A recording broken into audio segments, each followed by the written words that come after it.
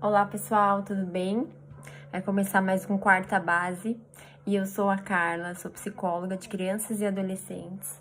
Eu trabalho num consultório, com esse público e também num abrigo aqui em Bragança de crianças e adolescentes. Fiquei sabendo, que o tema desse mês de janeiro é mentalidade e aí eu fiquei pensando no que eu poderia agregar aí para vocês um pouquinho da minha experiência clínica. Frequentemente eu tenho sido procurada, por esse público devido à dificuldade de socialização. Eles vêm com uma fala mais ou menos assim: ah, Carla, eu queria conseguir mais expor as minhas opiniões no grupo das minhas amigas ou dos meus amigos. Ah, Carla, eu acho as outras pessoas diferentes de mim, não tem muito os mesmos gostos, os mesmos interesses, eu acabo me achando, aí vão entrando as crenças, né? Eu acabo me achando a esquisita, o esquisito, porque a mentalidade hoje em dia do jovem é muito comparativa, né? Então, todos nós entramos em Instagrams, nós vemos influencers, vemos pessoas que são super comunicativas. Só que a pessoa tem essa característica na personalidade dela, né? E muitas vezes a gente não entende isso. Muitas vezes nós queremos, ansiamos aquele contexto, mas o nosso é totalmente diferente. Sim, é possível. Então, não tô querendo dizer que se uma adolescente vai até o consultório pedindo ajuda, porque ela identificou que ela precisa evoluir, melhorar nesse contexto, né? Que ela se acha tímida. Então, sim, com muito empenho do paciente, a gente pode auxiliá-lo a evoluir nesse quesito. E não quer dizer que ela é uma pessoa mais educada, porque muitos acreditam, que às vezes o introvertido é por ele ser mais reservado, ter esse aspecto mais reservado, mais calado, é mais educado. Não é. É um aspecto da personalidade, né? Então é uma pessoa que escuta mais, que fica mais quieta, mas escuta mais os outros. E isso é muito positivo também. E eu tenho que trazer para os adolescentes esses fatores, que muitas das vezes, alguns extrovertidos, pela ânsia de falar ou pela vontade de expor, não tem essa pausa, essa reflexão, com mais facilidade, que o outro lado tem, de escutar, de ter uma paciência. Então é um aspecto muito positivo também. E eu tenho que trabalhar com esses pacientes sobre isso. E aí, na terapia, também acontece o processo de psicoeducação. O que é isso? Eu ensino, diferenças. Então, nesse caso, que é uma pessoa mais introvertida, eu ensino a diferença porque é muito comum linkar ali, achar que é um sinônimo, a introversão, a ser uma pessoa introvertida, com a timidez. Então, eu acabo ensinando e também classificando ali para a pessoa em tópicos, pedindo para ela classificar, no caso para mim, o que é, como ela se vê. Então, por exemplo, a introversão é uma característica da personalidade, onde a pessoa, ela tem a preferência de fazer atividades mais sozinhas, como ler, num canto. Agora, a timidez, sempre ela tá por trás o medo, Então, por exemplo, a timidez é o medo de se expor num determinado lugar. Então, a pessoa evita ir porque é tímida. Então, por exemplo, a pessoa ela se isola, ela evita ambientes, ela evita trabalhos, se apresentar a trabalhos de escola, ela evita alguns ambientes por esse medo de se expor. E aí a gente precisa entender, na verdade, o primeiro passo, assim, pra gente auxiliar essa pessoa a superar essa timidez é ver qual é a origem dela, E a maioria dos casos, a maioria do que essa é a minha experiência que eu atendo, é a baixa autoestima e insegurança. Elas são as causas mais comuns para a timidez excessiva acontecer, Então, eu preciso sempre focar no trabalho desses sentimentos no adolescente ou na adolescente, Muitas das vezes, pelo menos a minha experiência, eu identifico que tem muito a ver com a autoestima. Então, o adolescente ele tem baixa autoestima e muita insegurança. E aí vem causando essa timidez excessiva. Então, o primeiro passo é trabalhar com isso, né? Identificando os pontos positivos daquela pessoa. Então, identifique, né? Se você se acha uma pessoa tímida, se tem dificuldade de se expor, devido ao achismo, né? Do que os outros vão pensar. Ai, meu Deus, eu vou errar com certeza. É tentar entender também os seus pontos fortes.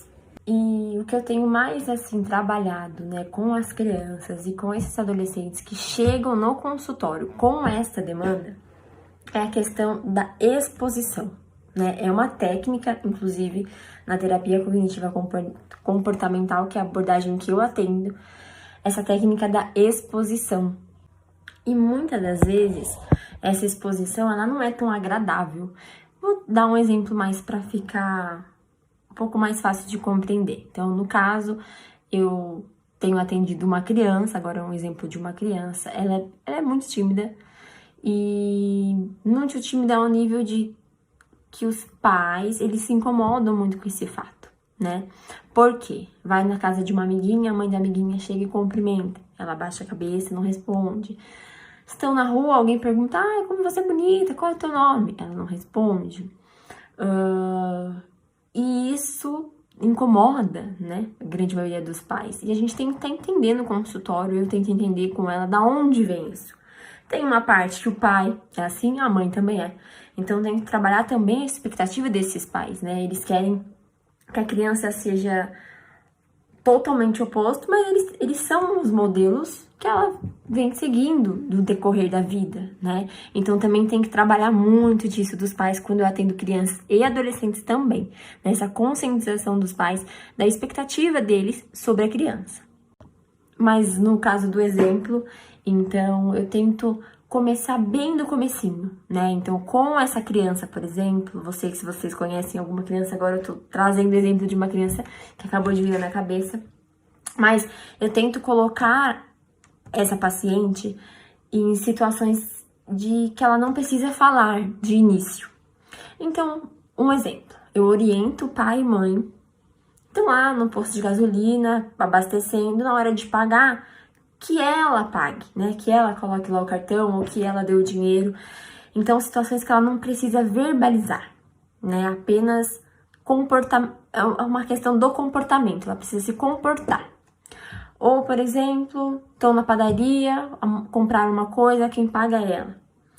E aí ela vai ficando cada vez mais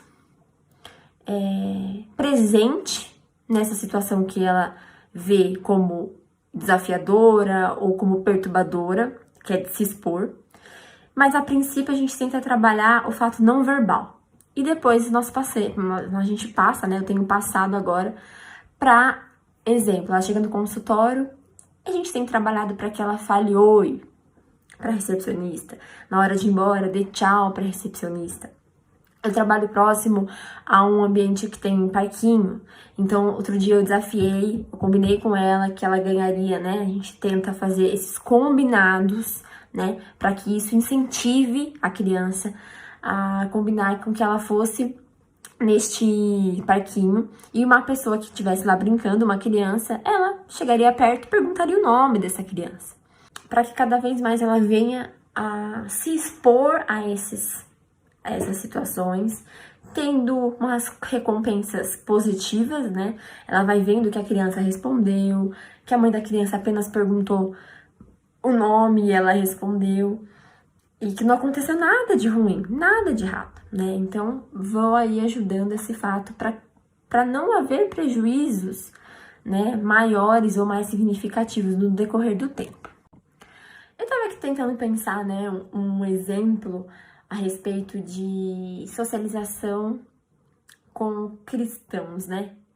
Então, eu acho que o fato mais importante, assim, de uma socialização é a comunhão, né?